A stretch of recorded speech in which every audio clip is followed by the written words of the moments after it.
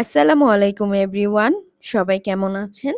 আশা করছি সবাই ভালো আছেন। আলহামদুলিল্লাহ আল্লাহর রহমতে আমিও ভালো আছি। Welcome to my daily blog. আপনাদের মাঝে আবারও একটি নতুন ব্লগ নিয়ে হাজির হয়েছি।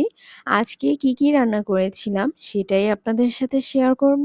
তো চলুন বন্ধুরা, আজকে কি রান্না করলাম সেই রেসিপি আপনাদের সাথে শেয়ার করা যাক। আজকে রান্না করেছিলাম আলু আর বরবটি দিয়ে চিংড়ি মাছ হালকা ঝোল আর পটল আলু ভাজি। তো বন্ধুরা, রেসিপিটা শুরু করি। প্রথমে আমি চিংড়ি মাছের তরকারিটা বসিয়ে দিয়েছিলাম। প্রথমে তেল গরম করে পেঁয়াজ কুচি দিয়ে তারপর হচ্ছে চিংড়ি মাছগুলো দিয়ে হালকা ভেজে নিয়েছি। এরপর আদা বাটা, রসুন বাটা, এরপর হচ্ছে হলুদ গুঁড়ো, মরিচ গুঁড়ো, ধনিয়ার গুঁড়ো, আ স্বাদ মতো লবণ দিয়ে আমি মসলাটাকে ভালো করে কষিয়ে নিয়েছি।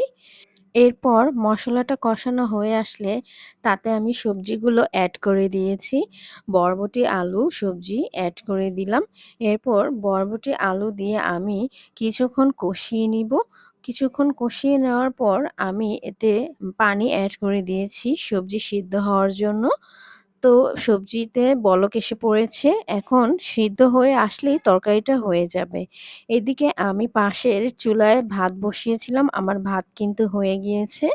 এখন আমি ভাত ঠিকা দিয়ে এবার এই চুলায় আমি ভাজি বসিয়ে দিলাম। প্রথমে ভাজি বসানোর জন্য আমি তেল গরম করে তাতে পেঁয়াজ কুচি দিয়ে দিয়েছি। এরপর হচ্ছে কাঁচামরিচও দিয়ে দিয়েছি। তারপর হচ্ছে আলু আর পটল কেটে ধুয়ে রাখা ছিল।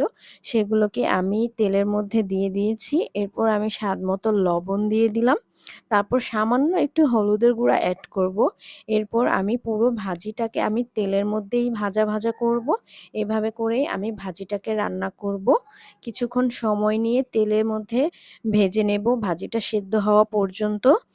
এরপর আমার তরকারি কিন্তু হয়ে গিয়েছে বন্ধুরা। এই দেখেন আমার তরকারি হয়ে গিয়েছে। আর পাশে আমার আলু ভাজি, পটল ভাজিটাও হয়ে আসছে। এই তো দেখেন আমার পটল আলু ভাজিটা হয়ে আসছে। আলু সিদ্ধ হয়ে গেছে, পটলও সিদ্ধ হয়ে গেছে। তো বন্ধুরা, এই ছিল আমার আজকের আয়োজন। কেমন হলো কমেন্টে জানাবেন আপনারা। আমার ভিডিও ভালো লাগলে লাইক, কমেন্ট, শেয়ার দিয়ে পাশে থাকবেন বন্ধুরা। সবাই ভালো থাকবেন, সুস্থ থাকবেন। আল্লাহ হাফেজ।